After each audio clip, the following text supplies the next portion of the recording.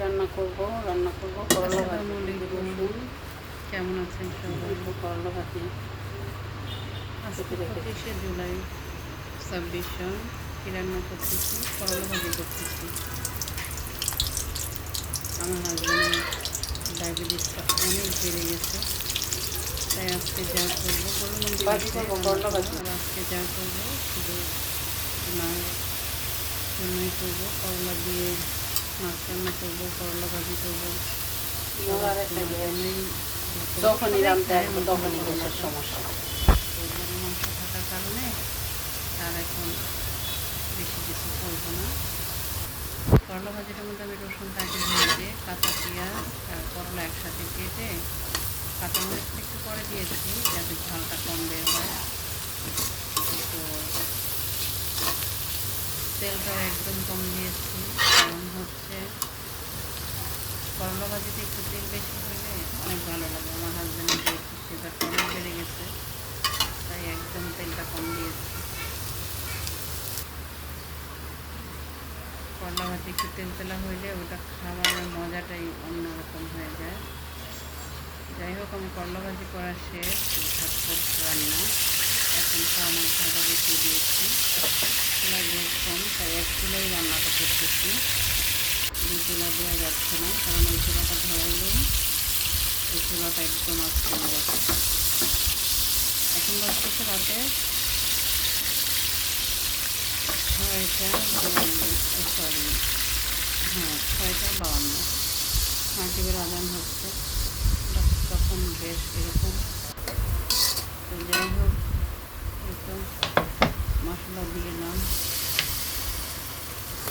অল্প পানিতে আমি মশলাটা কষাবো, একদম অল্প পানিতে।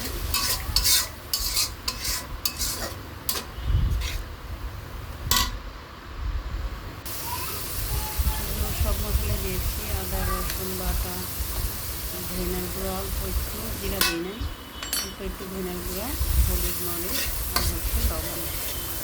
ভালো করে কষিয়ে এখন আমি করলার বিচিগুলো বেশিরভাগ ফেলে দিয়েছি, হয়তো দু একটা থাকতে পারে, বাট এটা করলা না, এটা উস্তা। এটা অনেক তিতা হবে তরকারিটা। আর পোয়া মাছ দিয়ে এইভাবে আমার মা রান্না করতো। ওটা আমি একটু হালকা ঝোল রেখেছি, আমার হাজব্যান্ড ঝোল খাবে তাই। বাট আমার মা যখন করতো একটু ঝোল রাখতো না, একদম শুকনো শুকনো করে করতো। মানে করলা অল্প করলা দিবে, মাছ থাকবে অনেক বেশি। তো ধইনা পাতা দিত অনেক। আজকে আমার ঘরে ধইনা পাতা নাই, আমার গাছে যেটুকুন ছিল আমি সেটুকুনি নিয়েছি।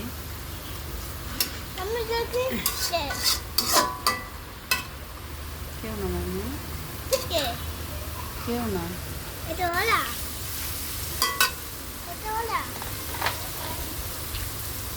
কষানো হচ্ছে আমার তরকারিটা। এখন পানি দিয়ে দেবো, অল্প পানি দেবো, কারণ বেশিক্ষণ করলা জাল করবো না। আসলে বেশিক্ষণ তো করলা জাল করতেই হয় না, এটা সিদ্ধ অলরেডি হয়েই গেছে।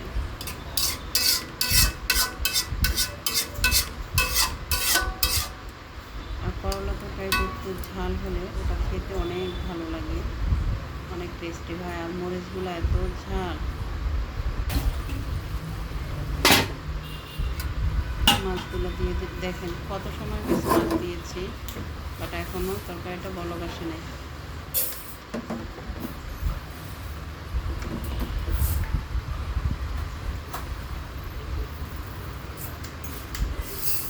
অনেক সময় হয়েছে, তরকারি বলক আসতে অনেক সময় লাগতেছে। যাই হোক,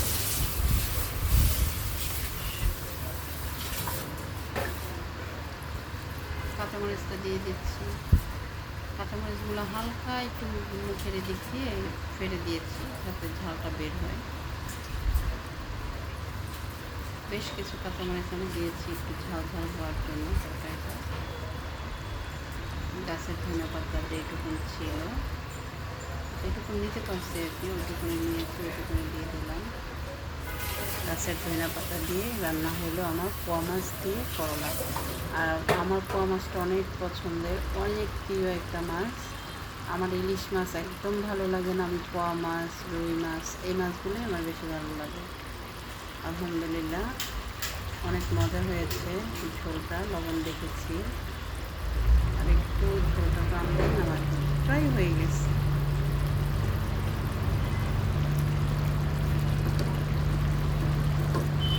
এটা আলহামদুলিল্লাহ রান্না শেষ, পোয়া মাছের তরকারি। আর গ্যাস থাকলে এটা আরও অনেক আগে হয়ে যেত, গ্যাসের জন্য অনেকটা লেট হয়েছে। চুলাতে গ্যাস কম থাকলে যা হয়, আজকের জন্য রান্নাবান্না কমপ্লিট। আলহামদুলিল্লাহ